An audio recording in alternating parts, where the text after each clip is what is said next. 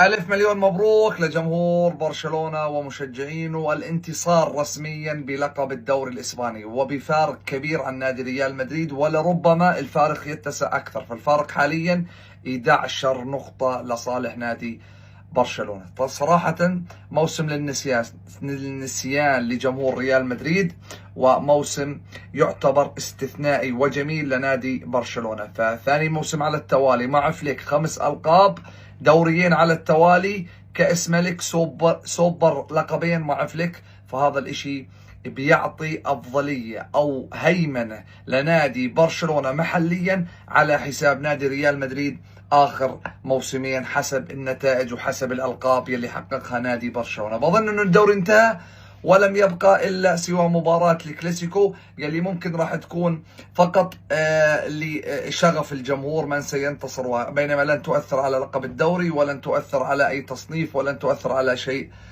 اخر. نلتقي الموسم القادم، لربما يتحسن اداء ريال مدريد ويكون المنافسة اكبر والنافس اكثر مع نادي برشلونة. بصراحة كان موسم مؤلم لجمهور ريال مدريد. هو الحديث عن النهايات ما زال مبكرا، بس ولكن مباراة ختاف اليوم وانتصار نادي برشلونة، حقق برشلونة اللقب بنسبة 100%. فمبروك عليكم وهارد لك لجمهور نادي ريال مدريد.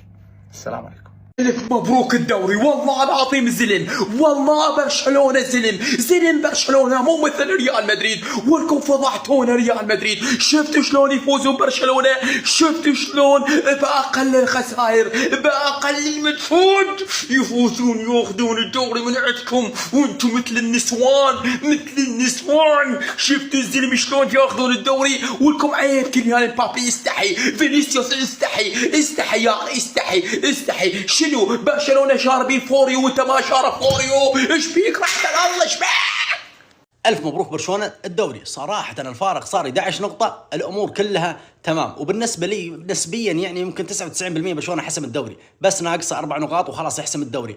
أما بالنسبة لمباراة اليوم صراحة جدا عجبتنا، خصوصا أن برشلونة اليوم سجل الشوط الأول ما قدم شيء، ولكن برشلونة اشتغل في نهاية الشوط الأول لما سجل هدف. هنا أنا قلت خلاص انتهت المباراة، لأن ختافي سيحاول يهجم ويترك مساحات، وترك مساحات كثيرة ومرتدات كثيرة لنادي برشلونة، خصوصا أن ختافي قاعد يترك المساحات. ولكن أولمو وبالنسبة لفاندوسكي وبالنسبة عدة اسماء صراحة قاعد تضيع فرص كثيرة، ولكن مو مهم. المهم الفوز، والمهم 3 نقاط، والمهم توسيع الفارق إلى 11 نقطة. ولكن الشيء اللي أبيه في نهاية الموسم إيش؟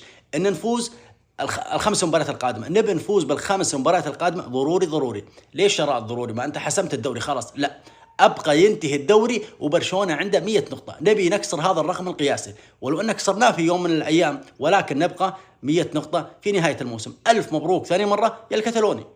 المدريد بعدك متأمل انه نحسم الليغا. خلص 11 نقطة بينه وبين برشلونة، ترتيب الليغا هيك يقرأ، نظام البطولة تقول انه برشلونة خلص حسم الليغا. واكو كم لاعب راح يمرض نفسه، راح يوقع نفسه، راح يعلن اصابته، على المود لا يوقف بالممر الشرفي لبرشلونة بالكامب نو. اي نعم، خلينا نحترف ونتقبل انه برشلونة كان الافضل هذا الموسم، وانه برشلونة هو رجل هذا الموسم. وعلى جمهور ريال مدريد واحنا كمدريدية نتقبل هالخسارة، ونتقبل انه خسرنا الليغا وموسم صفري، الموسم صفري. شوف دولاب الحياة بعد يعني مواقف عن دورانه الموسم، خلينا نفكر بالمستقبل، نتحضر ونتجهز للموسم القادم. اما هذا الموسم للنسيان. انتوا شايفين كيف برشلونة حسم الدوري بدون لامين يامال وبدون رافينيا، مصابين هذولا اللاعبين اللي لما قلنا انصابوا ممكن بآخر 6-7 جولات تنقلب الموازين وكلاسيكو وإصاباتهم، وإحنا فريقنا جاهز. إحنا فريقنا لا، ما هو صحيح جاهزين 100%، بس ما بنلعب.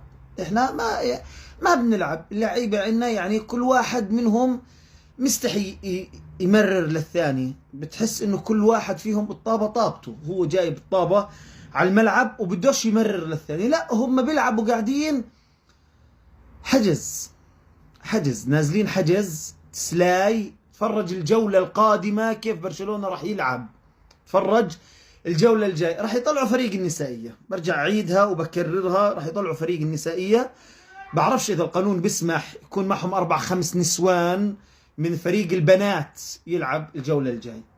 بس على العموم إحنا رح نلعب الكلاسيكو بحالتين، إما بيحسموا الدوري رسميا بالكلاسيكو، أو إحنا بنخسر المباراة الجاي وهم بيحسموا الكلاسيكو الدوري قبل الكلاسيكو، بنوقف لهم ممر شرفي.